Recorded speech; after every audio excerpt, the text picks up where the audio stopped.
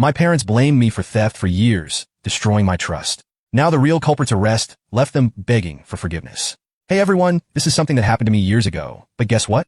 My family decided to drag it back into the spotlight recently. So here I am, putting it out there. I've been sitting on this story for so long, and honestly, I still don't even know how to process it all. Alright, so here's the deal. I'm 23 now, but this story starts when I was 15.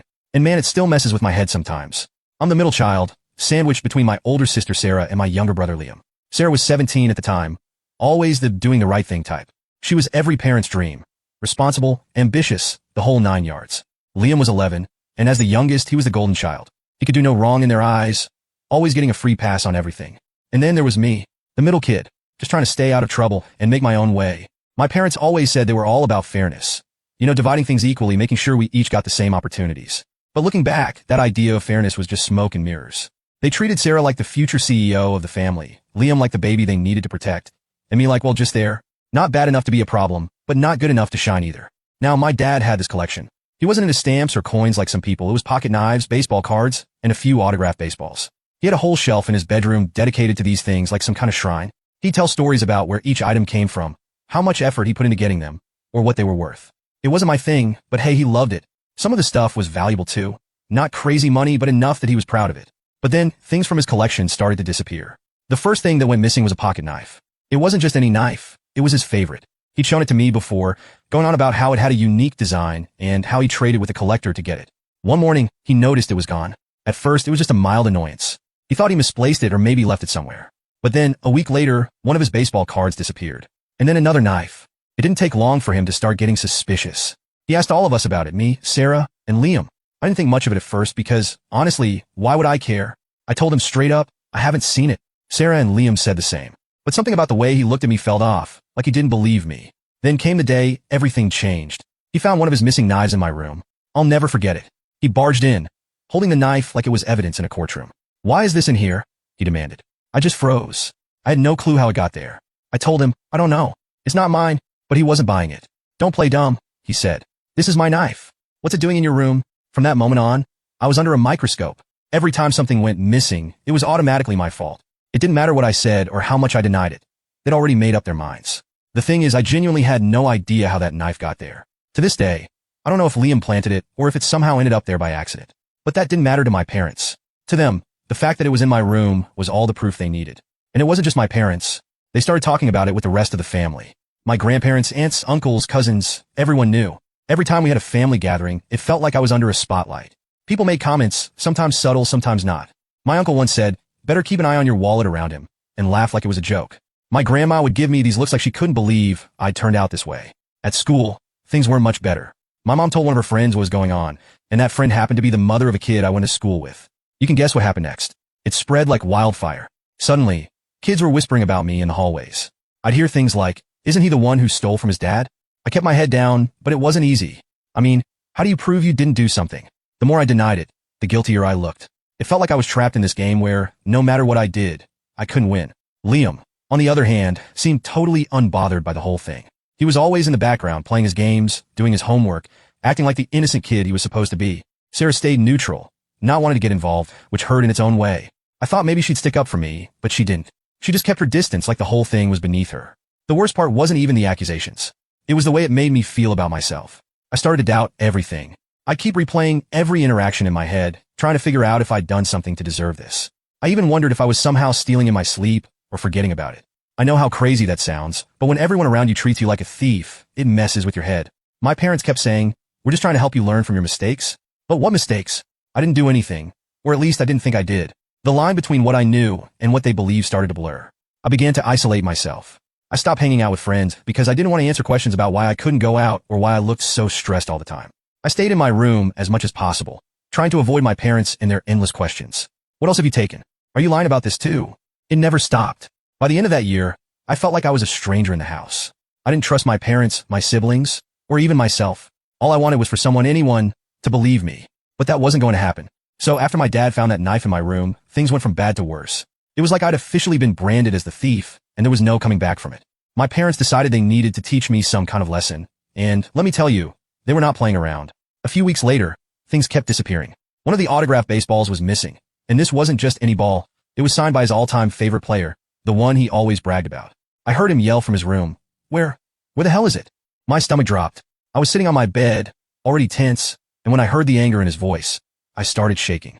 I didn't even know why I was nervous. I hadn't done anything wrong, but I couldn't stop the panic from creeping in. I heard heavy footsteps coming toward my room, and I knew what was coming next. My door flew open, and there he was holding the empty display case like it was some kind of smoking gun. You've got 5 seconds to tell me where it is, he snapped. I stammered, trying to say I didn't have it, but he cut me off. Don't lie to me again. I've had enough of your crap. His voice boomed so loud I thought the walls might crack. I could barely get a word in before he started tearing through my room like a tornado. First the knife, now this. What else have you taken? Is there anything in this house I can trust you not to steal? He was opening drawers, throwing my clothes on the floor, ripping my backpack apart, even checking under my bed. I just stood there, shaking and trying not to cry. When he didn't find the ball, he only got angrier. You think you're clever, don't you? He shouted, pointing his finger at me like I was a criminal caught red-handed. Hiding it somewhere I won't find it? Well, guess what? You're not going to get away with it this time. At that point, my mom walked in, but instead of calming him down, she joined in. Where is it? She demanded, her voice sharp and accusing. We've given you chance after chance, and this is how you repay us? When they left me alone in my room, I started questioning myself. What if they were right? What if I was taking things without realizing it? I mean, how else could the stuff keep disappearing? Maybe I was sleepwalking or had some kind of memory problem. I even started Googling things like unconscious stealing and memory lapses, trying to figure out if there was something wrong with me. It sounds ridiculous now, but back then, I was desperate for an explanation. If I couldn't trust my family to believe me, how was I supposed to trust myself?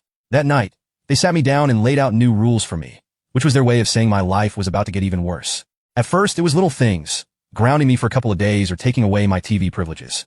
But as more stuff went missing, the punishments got way more intense. They started grounding me for weeks at a time. I wasn't allowed to go anywhere. Not to a friend's house, not to the park, not even a walk around the block. They took my phone and sold my computer.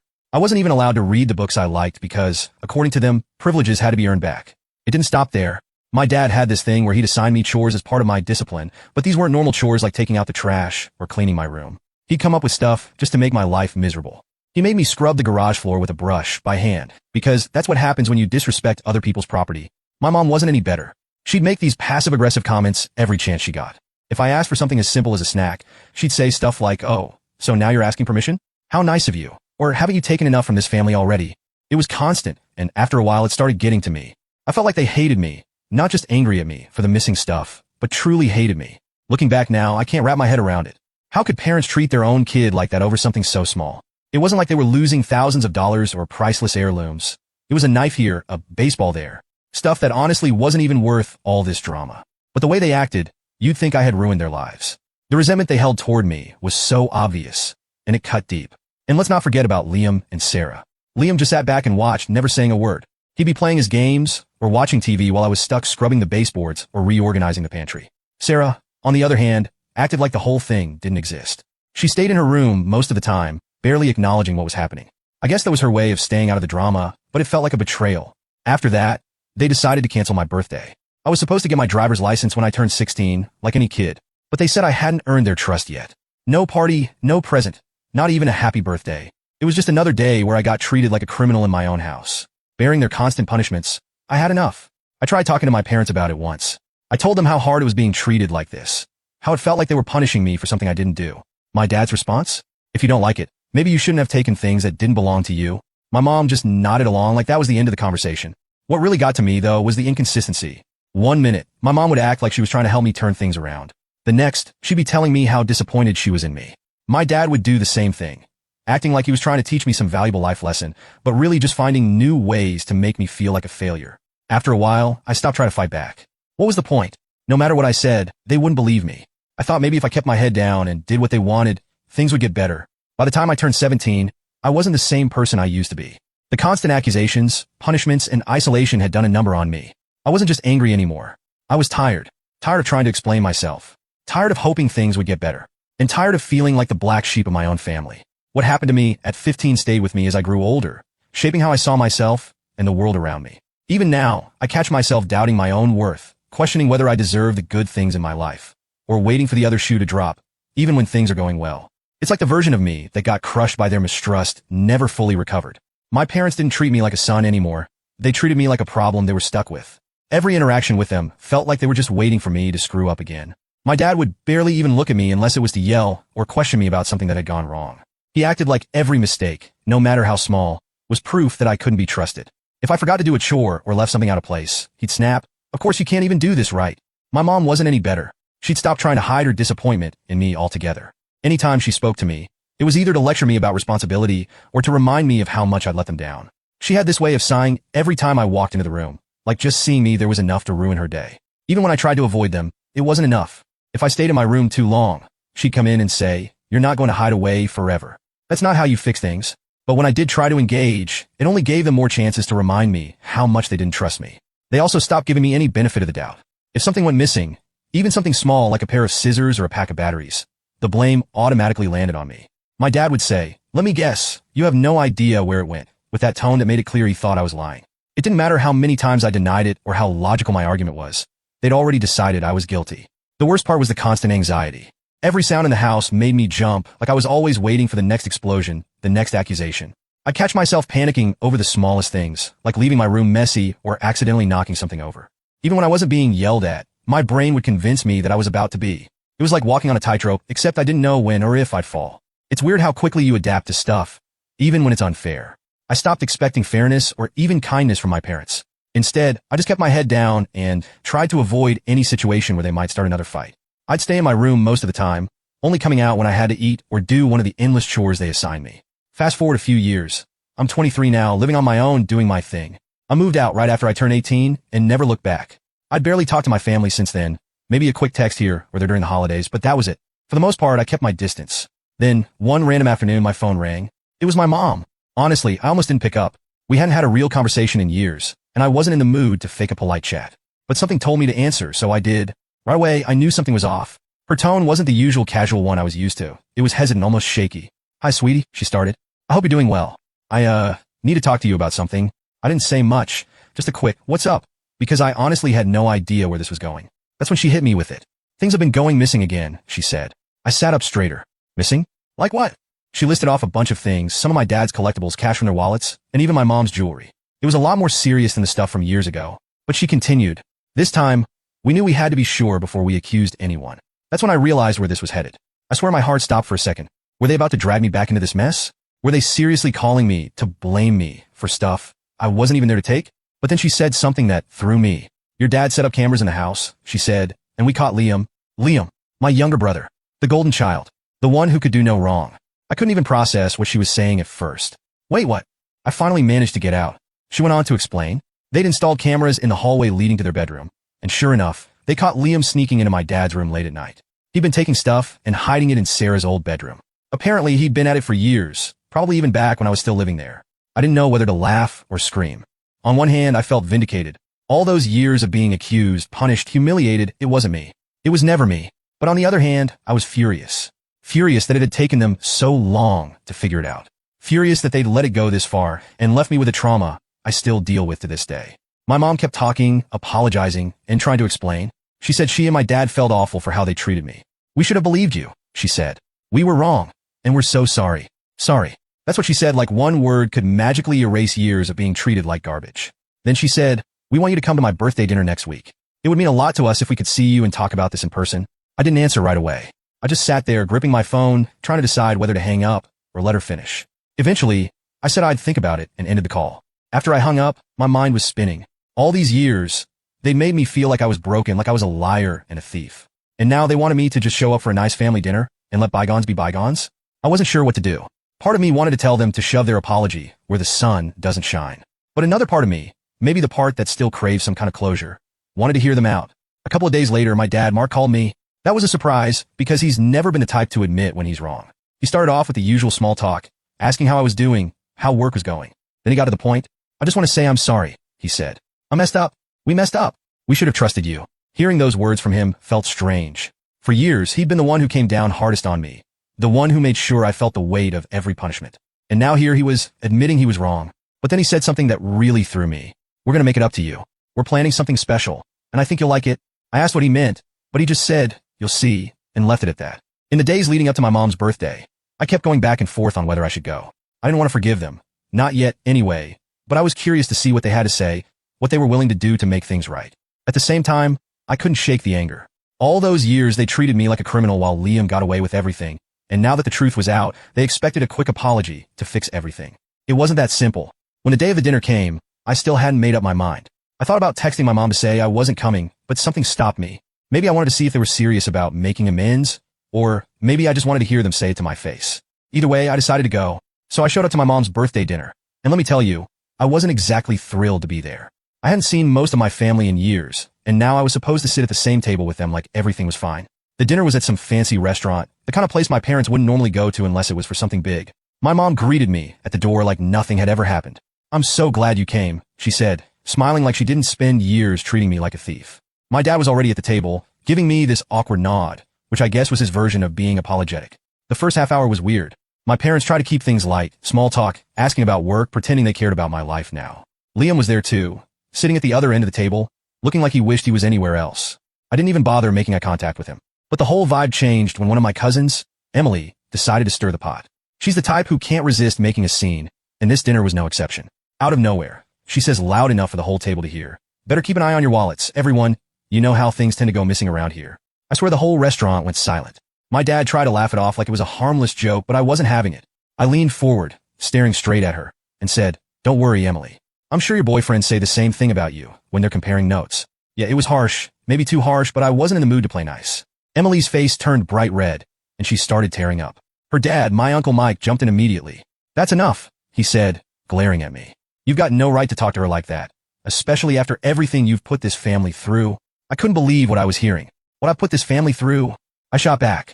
"Are you serious right now? After all the crap I went through because you people couldn't figure out who the real thief was, you're still blaming me?" Mike doubled down, saying something about family harmony and how I should be more respectful.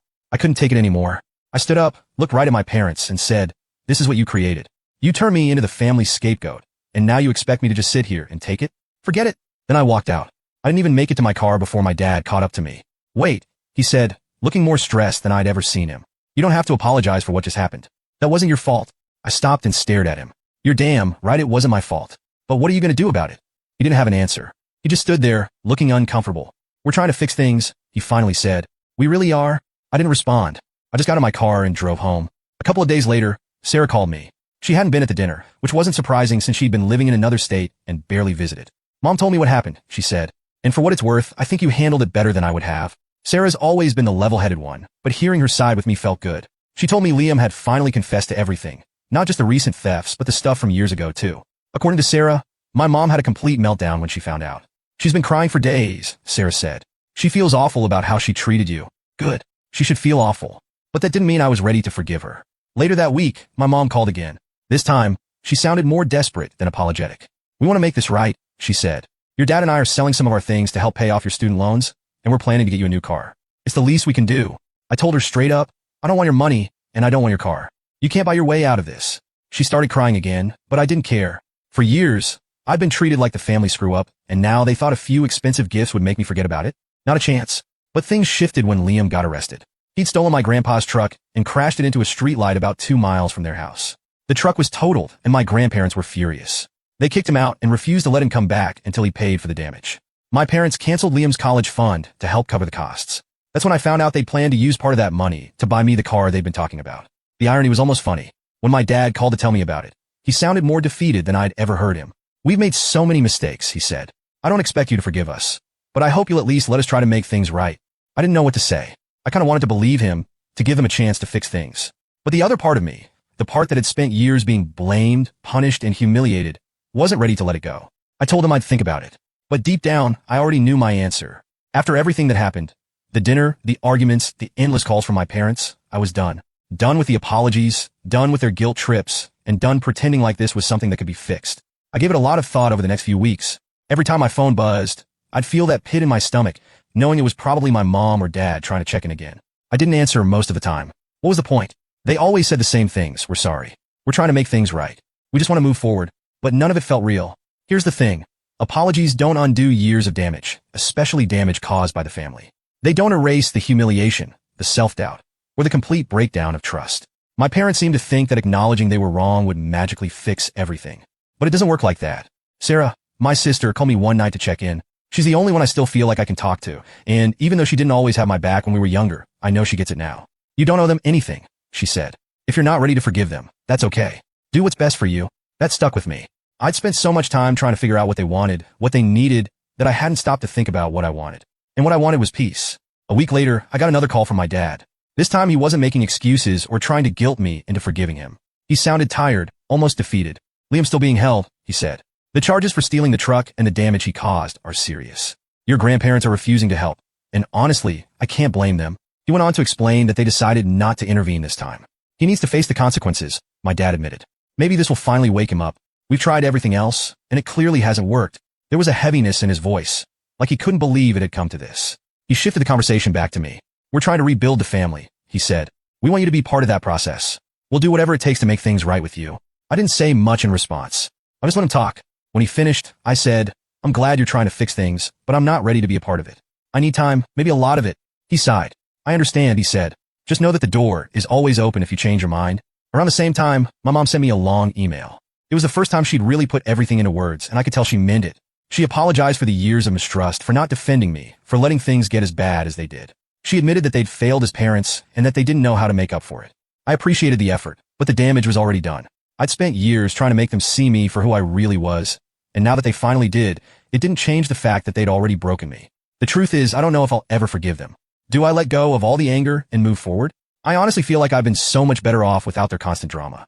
Since leaving, I've built a life for myself that feels lighter, freer, and honestly more at peace. I don't know how they crawled back into my life again. I'm exhausted just thinking about going back into that dynamic, even if they're trying to change. For now, I'm staying where I am, on my own, figuring out what I really want. I'll keep you all updated if anything changes, but for now, this is where I'm at. Final update. Hey everyone, it's been a while since I last shared what was happening, and things have taken a turn. After everything that's gone on with my family, I finally hit my breaking point. So Liam ended up getting out of his arrest. My parents apparently scraped together enough to help him post bail, and the court let him off with probation since it was his first major offense. But even though he's out, he's still in trouble. Sarah told me that he's staying with our grandparents, but they're keeping him on a tight leash. He has to get a job, pay them rent, and follow strict rules to prove he's growing up. You'd think after all of that, he might show some remorse or try to change, but no.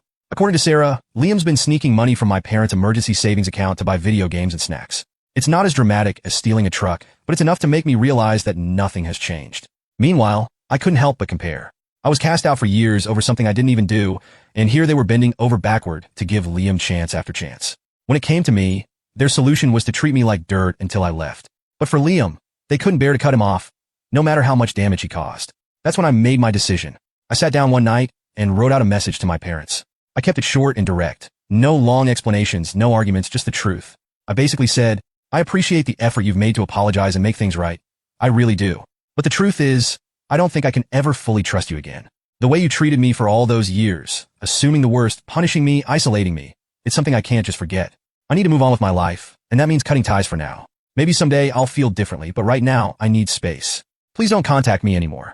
I'll reach out if and when I'm ready. Take care. Sarah called me the next day, and I told her what I'd done. She didn't judge me or try to talk me out of it. I get it, she said. You have to do what's right for you. That was the most validating thing I'd heard in a long time. Liam never reached out, not that I expected him to. From what Sarah told me, he's been acting like nothing is his fault, which doesn't surprise me one bit.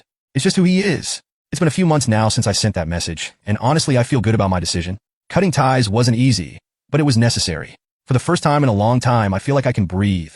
I've been focusing on my own life. It's not perfect, but it's mine, and that's what matters. My parents still have a lot of work to do if they ever want a real shot at rebuilding our relationship.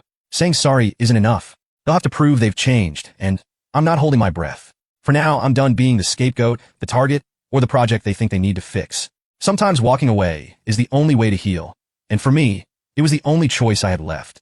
Thanks for sticking with me through this, and I'll let you know if there are any updates in the future. For now, I'm focusing on living my life drama-free.